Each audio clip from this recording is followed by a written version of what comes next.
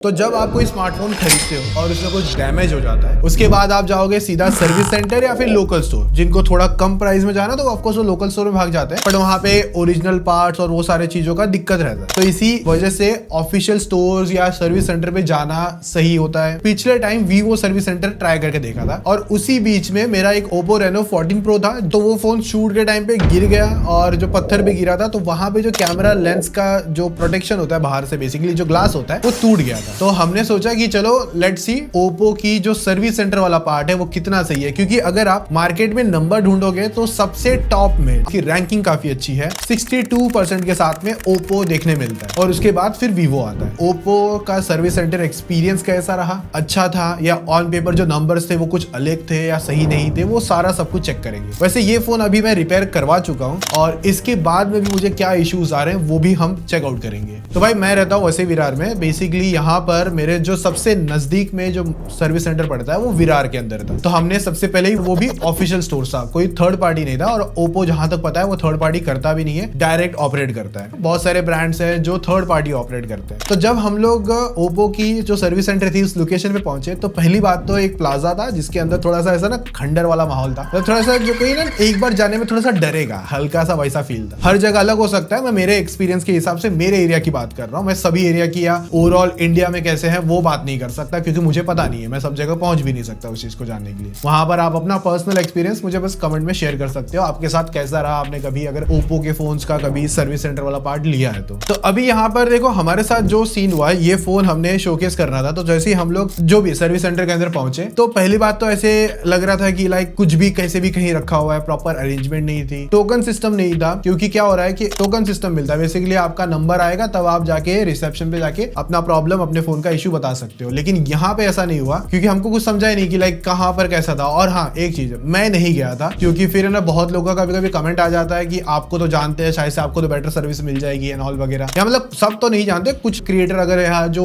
Phone के market में कुछ एक आधा % भी कोई मिल गया। क्योंकि मैंने एक टाइम पहले ना OnePlus की वीडियो बनाई थी, फिर भी लोग कमेंट कर रहे थे कि भाई आपको तो जानते हैं इसलिए आपका फोन अच्छे से रिपेयर हो गया। भाई पहली बात तो मैं तभी भी बता रहा था कि मैं तब गया ही नहीं था, मेरे टीम से लोग गए थे और इस बार भी मेरे टीम से अमित और साहिल गए थे, मैं नहीं गया। उनको किसको नहीं पता कि ये फोन किसका है। और पहली बात तो ये जो फोन है ना, ये हमने खरीदा भी नहीं है क्योंकि हमारे पास इसका कोई बिल वगैरह नहीं है। ये हमको ब्रांड की तरफ से आया था, मतलब ब्रांड ने फोन भेजा था, हमसे ही गलती से टूट गया कि चलो ठीक है जब रिटर्न होगा तो हम रिपेयर करके एटलीस्ट भेज दे और हमको सर्विस का भी पता चल जाएगा। उन्होंने ना हमसे कोई बिल वगैरह मांगा, तो उसके लेके थोड़े से आगे पॉइंट्स है मेरे पास। पर रिसेप्शन पे हमारे साथ मतलब अगर 1-on-1 बात नहीं हो रही थी, एक कोई बैठा हुआ था, कोई लेडी थे, उससे हमने जब बताने की कोशिश करी तो उसने थोड़ा ध्यान नहीं दिया। पता नहीं पीछे से कोई बंदा आया, उसने जस्ट पूछ लिया खड़े खड़े कि क्या आपका प्रॉब्लम है फोन का, जरा बता दो। मेरे को समझा नहीं, कम्युनिकेशन जो ऐसा ट्रायंगल शेप में चल रहा था वो नहीं समझा। फिर उन्होंने थोड़ा बता दिया, फिर हमने कोटेशन पूछ लिया कि कितना खर्चा आएगा ये लेंस को ठीक कराने के लिए। बेसिकली अंदर का लेंस नहीं टूटा था, ऊपर का जो भी प्रोटेक्शन कह लो, ग्लास कह लो, वो टूटा था। तो उसमें यहाँ पर कोई बैक पैनल चेंज नहीं होगा क्योंकि वहां पे तो कुछ हुआ नहीं था। हमने सोचा कि हमारा सिर्फ लेंस ही ठीक हो जाएगा क्योंकि वही टूटा था, पूरा बैक पैनल वगैरह कौन खोलेगा। तो हम लोगों का जब जाने से पहले ऐसा बात हो रहा था कि ऐसे ही होगा, लेकिन वहां पर बोला गया कि नहीं भाई पूरा बैक पैनल चेंज होगा क्योंकि लेंस बैक पैनल के साथ अटैच है। तो ये टूटता है या ये टूटता है, पूरा निकलेगा और नया लगेगा, ठीक है। फिर जो प्राइसिंग आई थी वो थोड़ी सी जस्टिफाई लग रही थी, मतलब 2800 जो प्राइसिंग है लगाने को लेकर मुझे ठीक लगा क्योंकि बैक पैनल है, ग्लूइंग होगा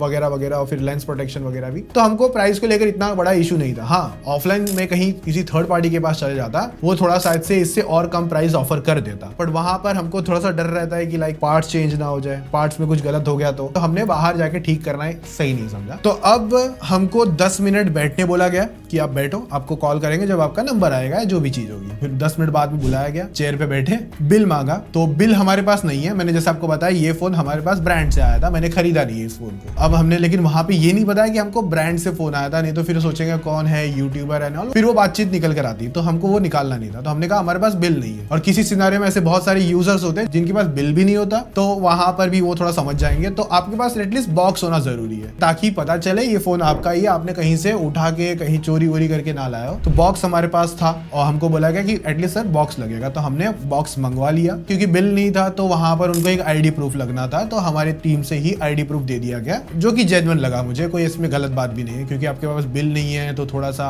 सिक्योरिटी को लेकर और बाकी सारी चीजों को लेकर थोड़ा समझना होता है, तो दैट्स व्हाई अभी हमारा फोन चला गया। तो अब आएगा जॉब शीट बनना। बेसिकली यहाँ पर आपके पास एक प्रूफ होगा कि आपका फोन सबमिशन पे गया है और जब आप डिलीवरी डिलीवरी लेने आओगे तब आपको ये जॉब शीट रिक्वायरमेंट होगी। तो वहां पे जिस पर्सन ने हैंड ओवर करा उसका कॉन्टेक्ट नंबर, बाकी सारी डिटेल्स ले ली गई। और यहाँ पर बेसिकली कैमरा लेंस टूटा था, उस बारे में नहीं लिखा था उस जॉब शीट में। वहां पर back panel battery damage basically लिख दिया था, क्योंकि उनको बैक पैनल ही चेंज करना था, तो दैट्स व्हाई उन्होंने वो लिखा। मुझे लगा कि ये लिखने की क्या जरूरत थी, जो कैमरा लेंस टूटा है तो उसी बारे में लिखो। हाँ, भले आपको बैक कवर चेंज करना, वो आपका इंटरनल पार्ट है। यहाँ पर एक चीज था कि जो कोटेशन था, जो प्राइसिंग हमसे मांगी गई थी, वो वहां पर मेंशन नहीं था। आपका 50 रुपया खर्चा होगा या आपका 5000 खर्चा होगा, वो मेंशन नहीं था, जो कि थोड़ा सा ऑड लगा। ओप्पो में या कोई सर्विस सेंटर वाला बंदा है जो इस चीज का आंसर कर सकता है, भाई कमेंट में बता देना। बाद में जॉब शीट आ गई हमारे पास और बोला गया कि आपको 1.5-2 घंटा रुकना पड़ सकता है, ताकि आपका फोन हम लोग अभी के अभी आपको रिपेयर करके दे दें। ये प्रोसेस के बीच में ऐसा था कि बहुत सारे कस्टमर ऑलरेडी बैठे हुए थे। तो एक पर्सन था, मतलब वो भी लाइन में था, लेकिन वो हमसे पहले आया हुआ था। तो वो 3 घंटे से बैठा हुआ है और बोल रहा है कि मेरा जो फोन का प्रॉब्लम है, उनका क्या प्रॉब्लम मुझे भी नहीं पता, ना टीम ने पूछा कि भाई मुझे तो बताओ, मैं 3 घंटे से बैठा हूँ, कब करके देखो ठीक। तो वो बहुत ज्यादा उधर मतलब थोड़ा सा ना गर्म बातचीत हो गई थी कस्टमर और रिसेप्शनिस्ट के बीच में। और मुझे ऐसा लगता है कि अगर आपने 3 घंटे किसी पर्सन को अपने सर्विस सेंटर में बैठा रखा है, जो कि बिना मतलब अगर वो बैठा है तो फिर, और आप उसका प्रॉब्लम सॉल्व करके नहीं दे रहे हो, तो जो कि बहुत गलत बात है। क्योंकि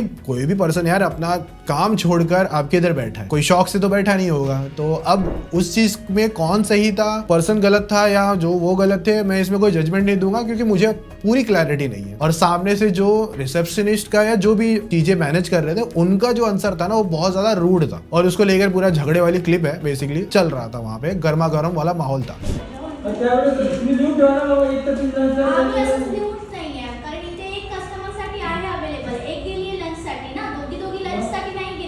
और उसमें ये भी बोला गया कि लंच टाइम हो चुका है हमारा, तो उसकी वजह से आपको थोड़ा टाइम लगेगा। और लंच टाइम उनका कोई फिक्स नहीं है, वो बोल रहे हैं हमारा लंच टाइम पूरे दिन में कभी भी होता है, ऐसा उनका कहना था। और लेकिन जबकि जॉब शीट देखोगे तो वहां पर ही एक चीज मेंशन थी कि लाइक 11 से 1 काम होगा और आधे घंटे का ब्रेक होगा और उसके बाद वापस काम होगा। अब वो अपनी तरफ से आई थिंक सो मैनेज कर रहे होंगे, मे बी उनको जो 1 से 1:30 वाला जो टाइम होगा सुटेबल ना लगाओ, क्वेरीज ज्यादा आ रही हो, तो शायद से उन्होंने अपना ऐसा बोल दिया होगा कि हम थोड़ा ब्रेक लेके, जब हमको 3 बजे लंच करना हम 3 बजे कर लेंगे, हम एटलीस्ट 1:30 बजे तो नहीं कर रहे। मतलब उनको लगा होगा वो चीज, मेरा मानना है ये थ्योरी बेसिकली। 62% पर मतलब मार्केट में सर्विस सेंटर का जो पार्ट है वो ओप्पो ज्यादा लीड करता है, बेसिकली फर्स्ट रैंक पर है। और फोन को जो ज्यादा बेचा गया है 2025 के अंदर, वहां पे जो नंबर 1 पर है वो वीवो है। अब हमको लगभग 45 मिनट्स हो चुके हैं यहाँ पर, और जो फोन है ना वो आपके सामने रिपेयर नहीं होगा, वो अंदर एक रूम है, वहां जाके रिपेयर होगा। सबका अपना तरीका है, तो उस हिसाब से ओप्पो अपना अंदर फोन लेके गया और रिपेयरिंग का काम जो उन्होंने चालू कर दिया। 1.5 घंटा ऑलरेडी बोल रखा था, 45 मिनट्स के अंदर फोन बेसिकली बनना चालू हो गया। देखो ओप्पो में एक चीज जो मेरे हिसाब से जो रीजन है, जो इतना 62% जो बेसिकली आ रहा है, वो है इनका सबसे मेन चीज, पार्ट्स अवेलेबिलिटी।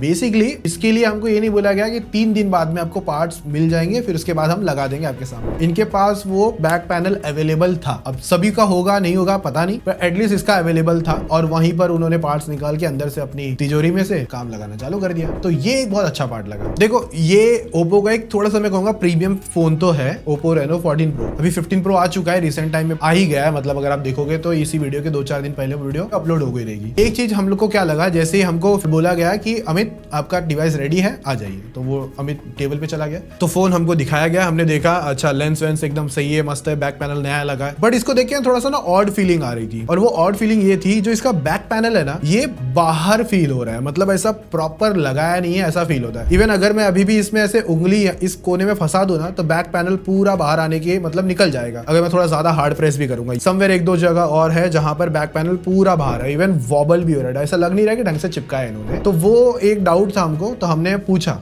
कि ये ऐसा क्यों है, तो उन्होंने फिर वापस देखा डिवाइस और बोल दिया नहीं ये ऐसे ही लगता है, ये ऐसे ही होगा, और अभी हम कुछ नहीं कर सकते। सीधा लिटरली हाथ खड़ा कर दिया, जबकि हमको दिख रहा है बैक पैनल बाहर आ रहा है, मतलब उंगली अगर मैं डालूंगा तो, जबकि नहीं होना चाहिए था ये चीज। मतलब ये वाला जो सर्विस है ना, मतलब मुझे ऐसा फील हुआ, जो लोकल मार्केट में थर्ड पार्टी या लोकल वेंडर्स होते हैं, जो 800-900 1000 रुपए के अंदर बेसिकली काम कर देते हैं, उस तरीके का काम करके दिया है। मतलब प्रॉपर फिनिशिंग नहीं थी, क्योंकि उंगली लग के पूरा पैनल बाहर आ रहा है। दूसरी चीज, जो लेंस मैंने बोला था ना टूटा हुआ है, और वो लेंस के अंदर जब हम लोग अभी ध्यान से देख रहे हैं ना, तो वहां पर डस्ट है पूरा, अंदर पूरा डर्ट भरा पड़ा हुआ है, और जिसकी वजह से क्वालिटी थोड़ा सा कॉम्प्रोमाइज हो जाएगा इस लेंस का। अगर आपको मैं दिखाने की कोशिश करूंगा जितना हो सके, इसके अंदर आपको पूरा डर्ट फील हो जाएगा। ऊपर वाले लेंस में नहीं था, नीचे वाले में था, क्योंकि नीचे वाला ही लेंस टूटा था हमारा, बट उन्होंने आई थिंक सो क्लीन नहीं करा। और सबसे बड़ी बात, थोड़ा सा सुनने में ऐसा फनी लगेगा, जो इसका सिम ट्रे होता है ना वो दिया ही नहीं, वो अपने पास रख लिया।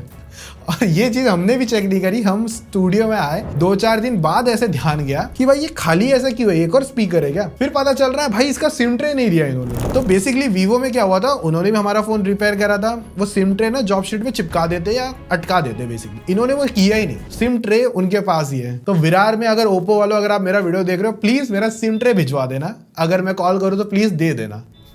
हमने अभी देखा है, ये शूट करने के टाइम थोड़ा पता चला है हम लोग को। तो अब मैं इसमें सिम नहीं लगा सकता, इवन क्या ही बोलूं अभी मैं, कैसे लगाऊं इसमें सिम और मिलेगा कि नहीं मिलेगा मार्केट में ये पता नहीं। इसके लिए भी वापस जाना पड़ेगा कि भाई सिम ट्रे तो दो। अब वो मना कर देंगे, ऑफकोर्स बोलेंगे कि नहीं दिया है। लेट्स सी, ट्राई करेंगे हम लोग, देते हैं कि नहीं। तो अभी उन्होंने तो बोल दिया भाई हो गया आपका, तो ठीक है। बिल पेमेंट की बात आई, 2800 रुपया पेमेंट बना था, कर दिया हमने। बिल कुछ नहीं है हमारे पास, जो जॉब शीट था बस वही है, लेकिन उसमें भी मैंने जैसे स्टार्ट में कहा कोई अमाउंट मेंशन नहीं है। सो मैं इसको कोई ऐसा गलत नहीं कहूंगा, मे बी सबका अपना करने का तरीका अलग हो, पर मेरे हिसाब से बिल में या कहीं चीज में मेंशन होना चाहिए। हालांकि हमारे पास स्क्रीनशॉट है पेमेंट का, तो चाहिए तो आपको दिखा देते हैं, देख लो वहां पर हमने इतना पेमेंट करी थी। पर हमारे पास कोई बिल या कोई प्रूफ नहीं है कि हमने 2800 रुपए इस चीज को लेकर पे करे। हालांकि कहीं यूज नहीं होगा हमको कि कहीं क्लेम हो जाए ऐसा कुछ वैसा, बट देना चाहिए। इवन हमारा भी थोड़ा सा ना जो बातचीत वाला माहौल था ना, साहिल बात कर रहा था, तो जो रिसेप्शनिस्ट या जो भी होंगे मे बी वो थक गए रहेंगे। हालांकि दिन स्टार्ट ही हुआ था, बट थक गए होंगे या चिड़े होंगे किसी चीज से, या उनका दिन आज मूड अच्छा ना हो। क्योंकि उनका जो बात करने का तरीका था ना, वो भी ऐसा था कि अगर हमने कहीं थोड़ी सी आवाज अगर पिक करी थी, गलती से भी थोड़ा हाई कर ली, वो लिटरली लड़ने के मूड में थे। पता नहीं क्यों, ऐसा एक वाइब होता है ना, मैच फील होता नहीं है, वैसा फील आ रहा था वहां से।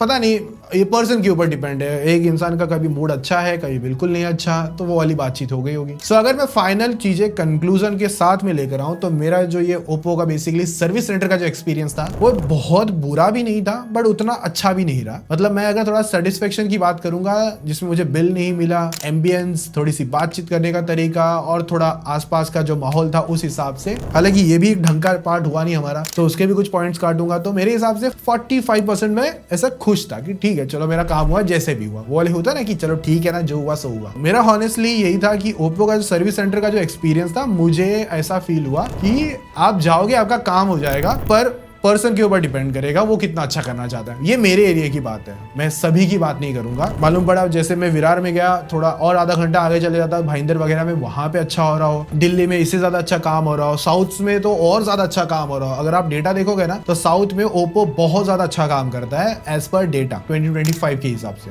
सो वहां पे सच में बहुत अच्छा हो रहा हो, क्या पता नहीं जो भी रीजन था। आप लोग बस एक बार कमेंट बता देना कि क्या अच्छा लग रहा है। आपने अभी तक कौन सा सर्विस सेंटर का मुंह देखा है जहां पर आप गए हो और आपका प्रॉब्लम फिक्स हुआ है, नहीं हुआ है, कितना अच्छा काम हुआ है, वो एक बार आप मुझे कमेंट में एक बार जरूर बता देना अपना एक्सपीरियंस, चाहे ओप्पो के साथ हो चाहे वीवो के साथ हो। और अगला कौन सा सर्विस सेंटर चेक किया जाए, आपको क्या लगता है? एक बार वो बता देना, क्योंकि अभी हमारे दिमाग में 1-2 ब्रांड्स और है जिनको हम सच में ट्राई करना चाहते हैं, जिसमें से एक पिक्सल भी आ गया हमारा। क्योंकि हमारे पिक्सल एक फोन है जो छोटा वाला, जो नया लॉन्च हुआ था, वो पता नहीं गूगल के लोगो पे गोल गोल गोल गोल गोल गोल घूमे जा रहा है, वो ऑन ही नहीं हो रहा है, बूट पे ही नहीं आ रहा है। तो मे भी उसका सर्विस सेंटर का एक्सपीरियंस हम लोग लेने जाएंगे। और मैंने सुना है इतना अच्छा भी नहीं है, बट इतना सुना है कि इतना बुरा भी नहीं है। तो देखते हैं क्या निकल कर आती है सारी कहानी एट दी एंड। और आप लोगों को ये वीडियो एक्सपीरियंस कैसा रहा, कमेंट बता देना, अच्छा लगा है कि नहीं। हम थोड़ा सा कुछ अलग ट्राई कर रहे हैं, कोशिश कर रहे हैं थोड़ा सा अलग तरीके की वीडियोस आपके सामने लेकर आए। बाकी मिलते हैं नेक्स्ट वीडियो में यार, तब तक मजे मारो, बाय। सब्सक्राइब लाइक मार के जाना पहले तो।